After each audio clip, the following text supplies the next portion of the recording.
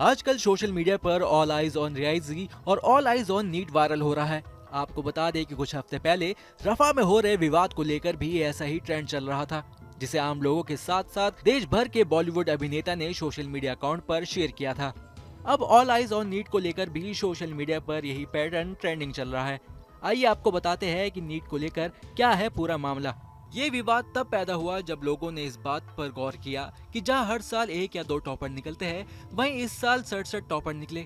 Topper का निकलना कोई आम बात नहीं है, पर इस बार के बहुत से नीट टॉपर्स एक ही सेंटर से हैं और इन सभी को परफेक्ट 720 अंक मिले हैं। परीक्षा से पहले कई सेंटर पर पर्चा लीक होने की खबर भी सामने आई थी, जिसके बाद कई जगहों पर प्रदर्शन भी हो रहे हैं और छात्र पेपर लीक होने का आरोप लगा रहे हैं। कुछ स्टूडेंट्स का कहना है कि खास सेंटर्स के स्टूडेंट्स को ही ग्रेस मार्क्स दिए गए हैं। मांग की गई है कि परीक्षा में गड़बड़ी के आरोपों की एसआईटी जांच की जाए और 4 जून को आए नतीजों के आधार पर होने वाले काउंसलिंग को भी रोका जाए। नहीं, हमारा जो पिटीशन लगा है उसकी मोस्ट प्रोबेबली कल लिस्टिंग होगी। हमने एग्जाम रिजल्ट के बाद पिटीशन लगाया था। आज जिस पे बात हुई है वो पिटीशन पहले से लगा हुआ था, वो एग्जाम रिजल्ट से पहले 1 जून से लगा हुआ था, तो उस पे आज हियरिंग हुई है। हमने एग्जाम रिजल्ट के बाद किया है। ये जो आज मुद्दा जो लिस्ट हुआ है, जिस पे आज बात हुई है, वो एग्जाम रिजल्ट का पहले का है। उसमें सिर्फ पेपर लीक की बात हुई थी, क्योंकि पेपर लीक तो सबको पहले से पता था हुआ है एग्जाम रिजल्ट के। एग्जाम रिजल्ट आया तो पता चला और भी प्रॉब्लम है कि ग्रेस नंबर दिया है, डिस्पेरेंसीज हैं, ट्रांसपेरेंसी की प्रॉब्लम है। वो मुद्दा जो है वो हम कल लिस्ट होगा हमारा।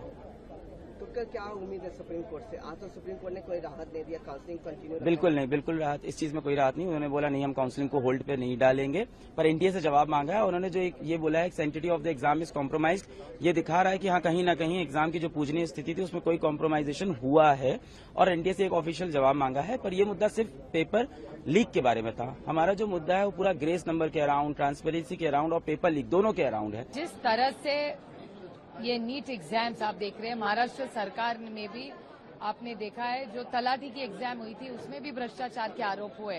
तो मेरे ख्याल से इसकी जो एसआईटी की मांग और ऑर्डर आया है कोर्ट से, तो हम एसआईटी जल्द से जल्द होनी चाहिए और let's wait for the reply. देखिए, मल्टीपल पिटिशंस कोर्ट के सामने लिस्ट हुए हैं। Some of the petitions were filed before the declaration of results on the basis that there has been a leak of the paper itself. तो उसके basis पे कुछ petitions list हुए थे।